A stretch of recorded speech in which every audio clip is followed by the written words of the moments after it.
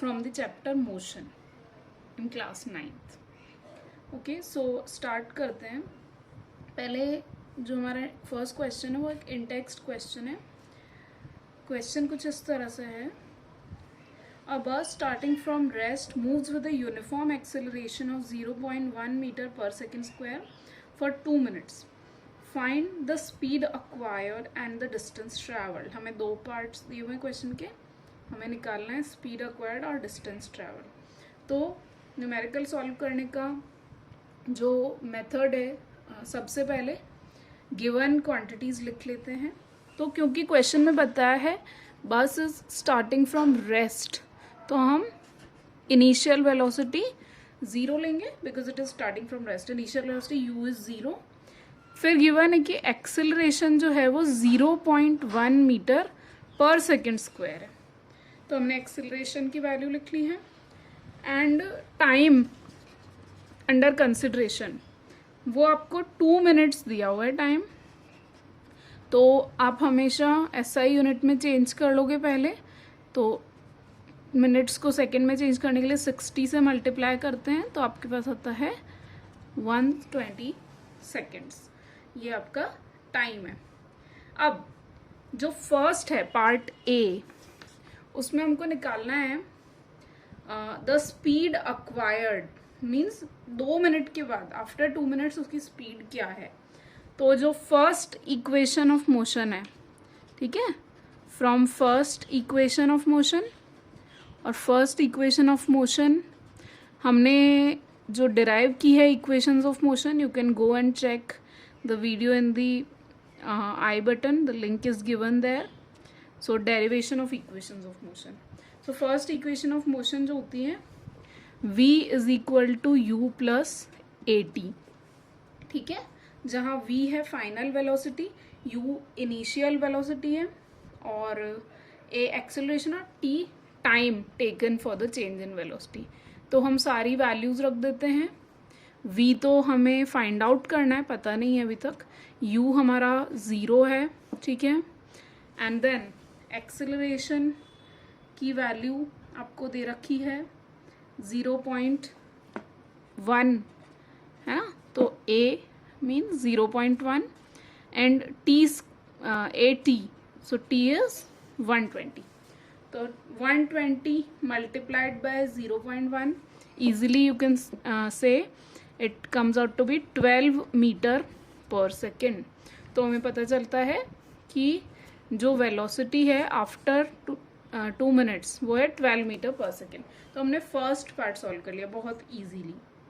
Now second part में पूछा है आपको निकालना है distance travel, that is s निकालना है. तो इसके लिए हमें ऐसी इक्वेशन यूज़ करनी पड़ेगी, क्योंकि हमें s फाइंड आउट करना है ना. तो ऐसी इक्वेशन यूज़ करनी पड़ेगी जिसमें u, v और s आता हो और a आता हो, या फिर t आता हो. तो आप या तो इसको थर्ड इक्वेशन ऑफ मोशन से भी कर सकते हैं या सेकेंड इक्वेशन ऑफ मोशन से भी कर सकते हैं. मैं आपको दोनों मेथड समझाऊंगी, दोनों मेथड से करना सिखाऊंगी, राइट. सो पहले हम सेकेंड इक्वेशन ऑफ मोशन करेंगे. सेकेंड इक्वेशन ऑफ मोशन क्या होती है, अगेन आप चेक कर सकते हो, लिंक दिया हुआ है. सेकेंड इक्वेशन ऑफ मोशन होती है s is equal to ut plus half at square, right.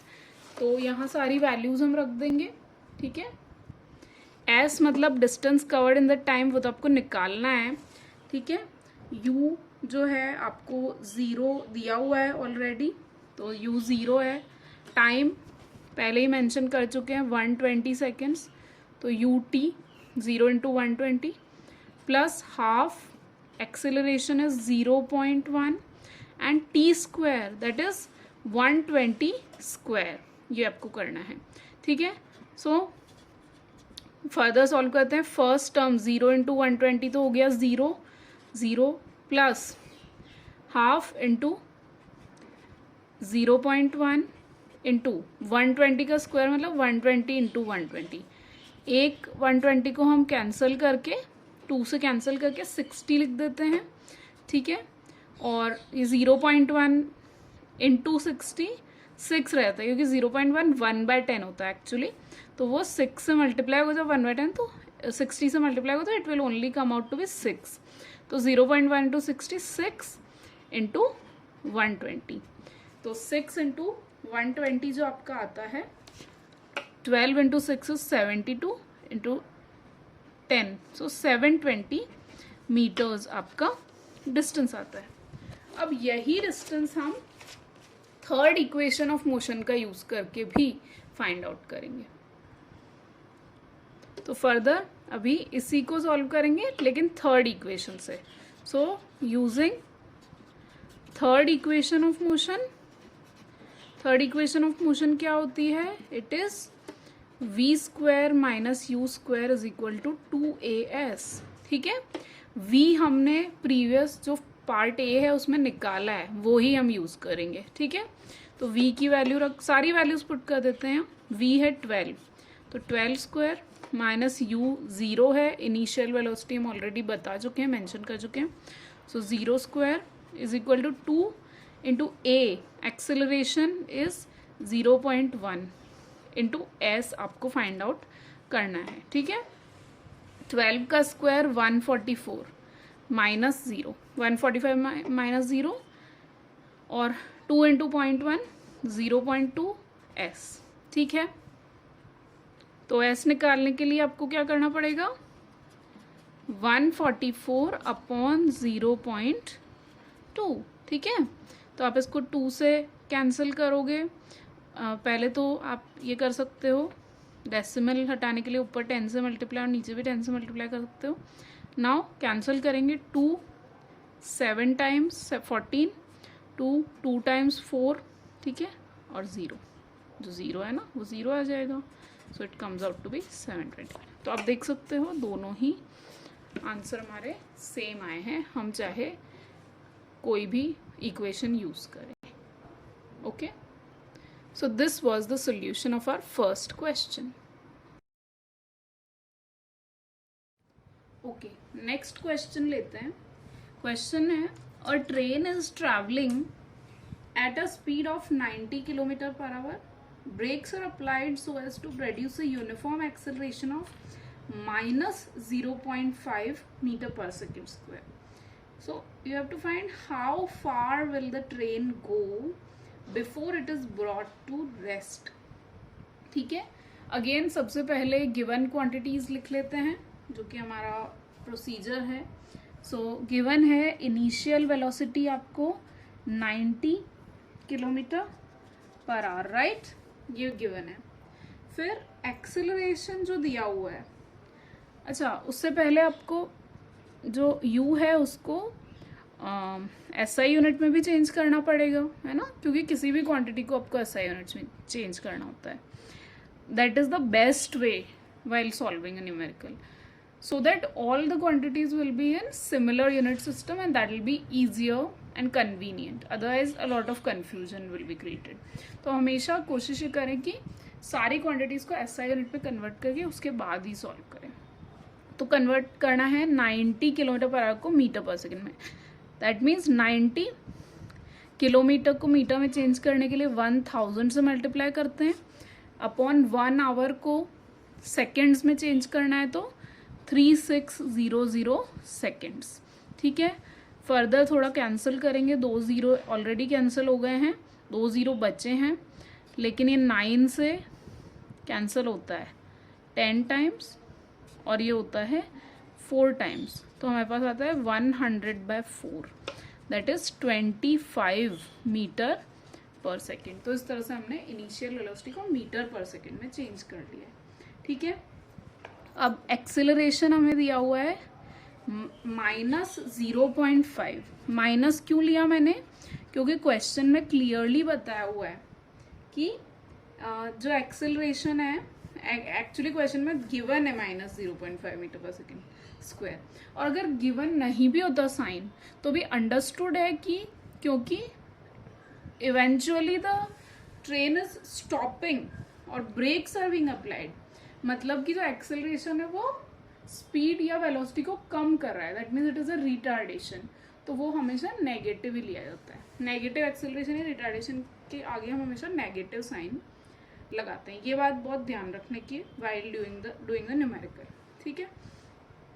फिर जो फाइनल वेलोसिटी हमें दी हुई है वो 0 है, क्योंकि ट्रेन रेस्ट में आ रही है ना, it is being brought to rest, that means वो अल्टीमेटली रुक रही है, तो फाइनल वेलोसिटी 0 होगी।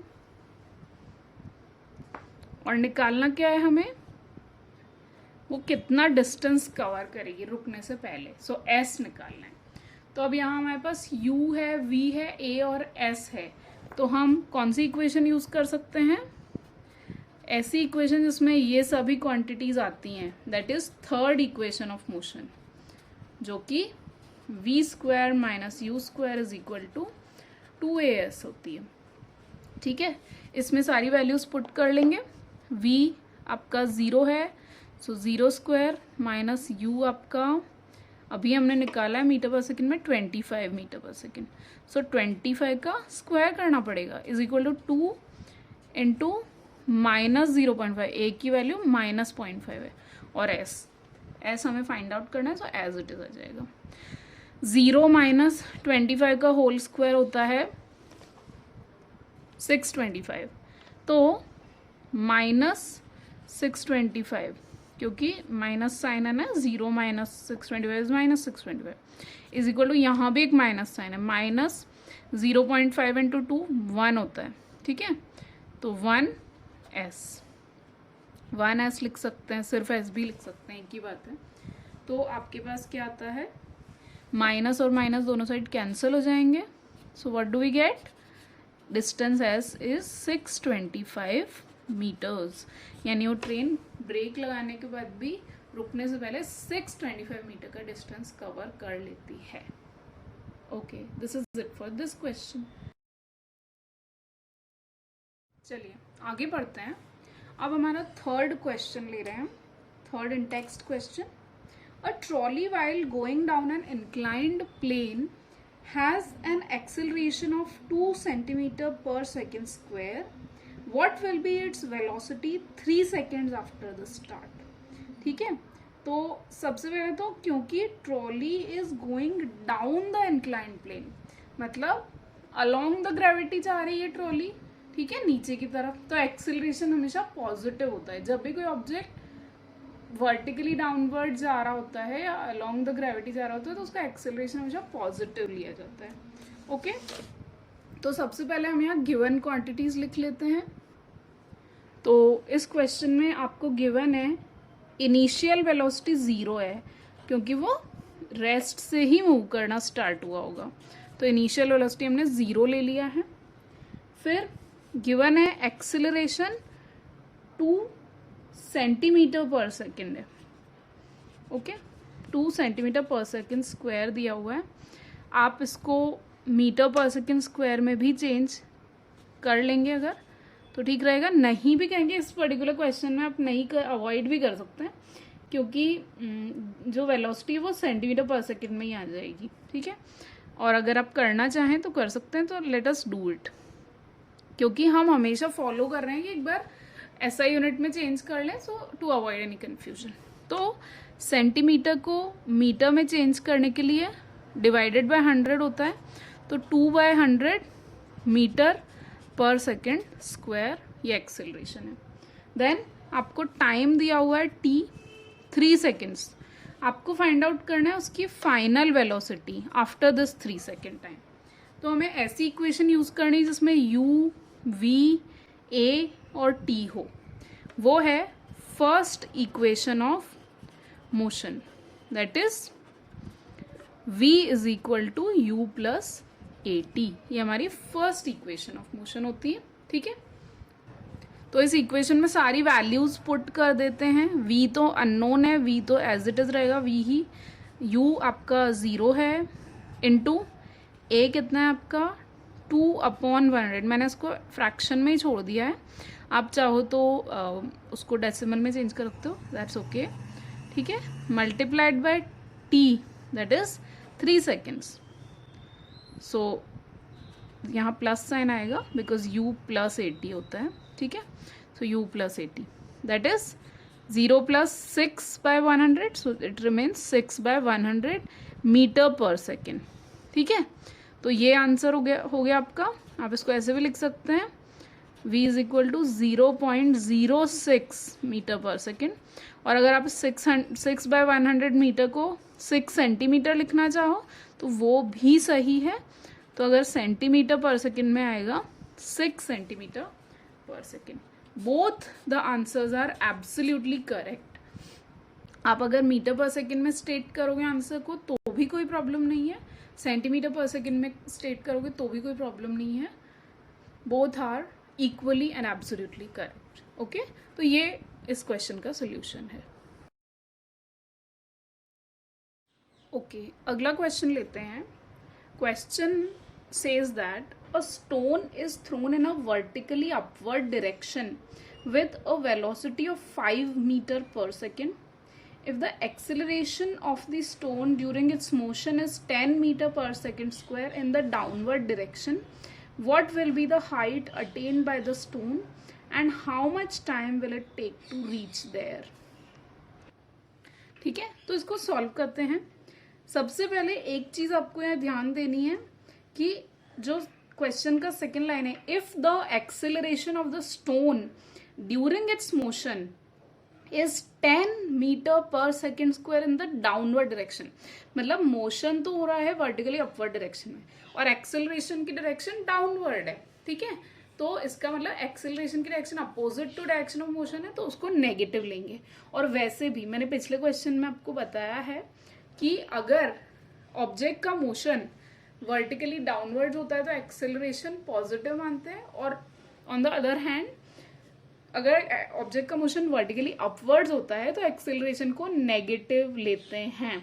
मेंशन्ड हो या नहीं हो क्वेश्चन में, अगर वर्टिकली डाउनवर्ड डायरेक्शन है मोशन की तो एक्सेलरेशन पॉजिटिव होगा, अगर वर्टिकली अपवर्ड मोशन हो रहा है तो एक्सेलरेशन नेगेटिव होगा। ठीक है, तो सबसे पहले गिवन क्वांटिटीज लिख लेते हैं।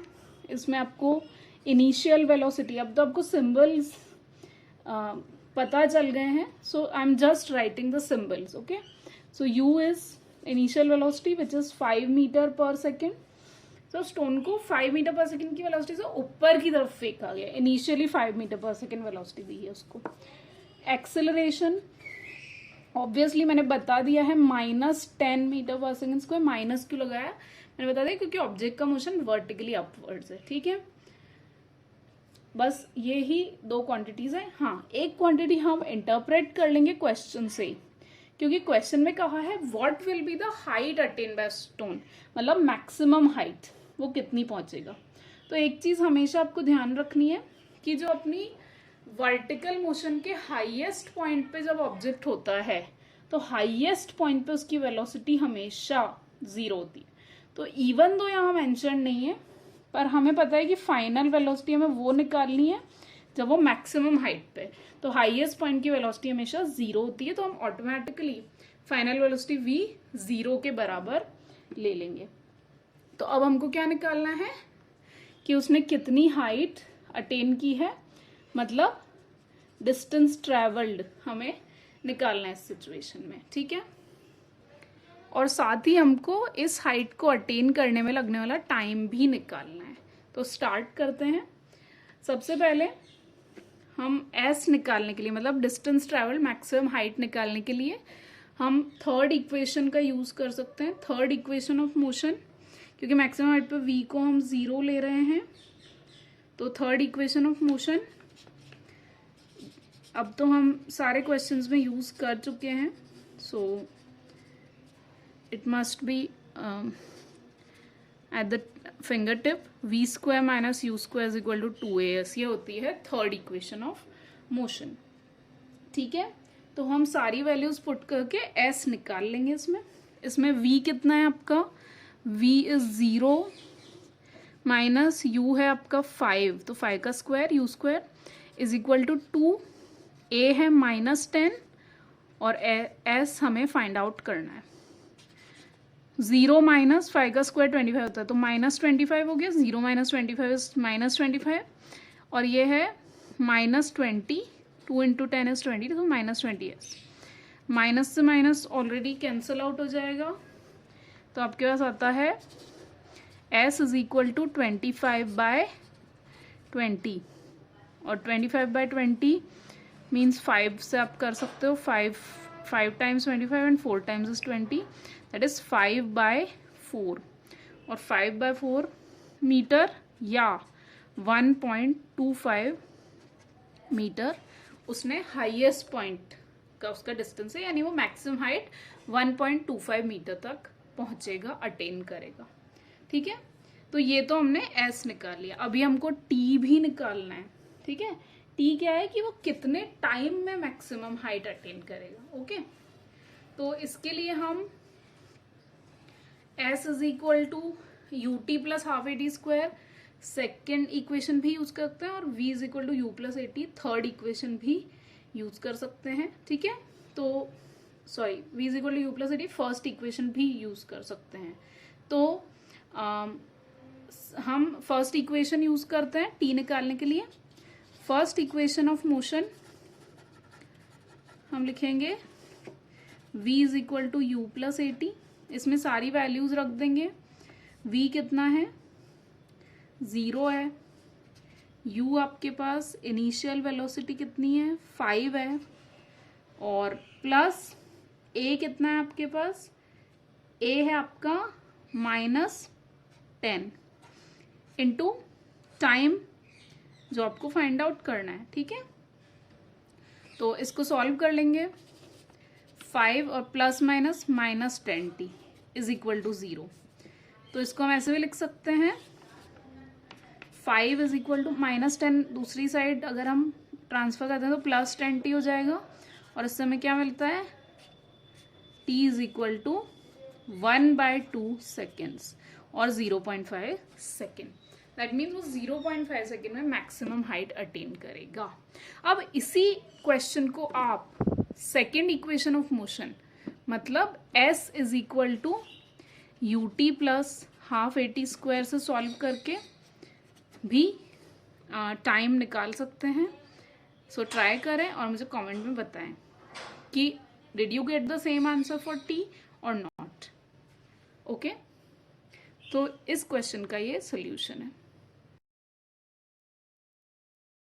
चलो अभी आज का 5th क्वेश्चन लेते हैं। नेक्स्ट क्वेश्चन कुछ इस तरह से, a racing car has a uniform acceleration of 4 metre पर second square, what distance will it cover in 10 seconds after start.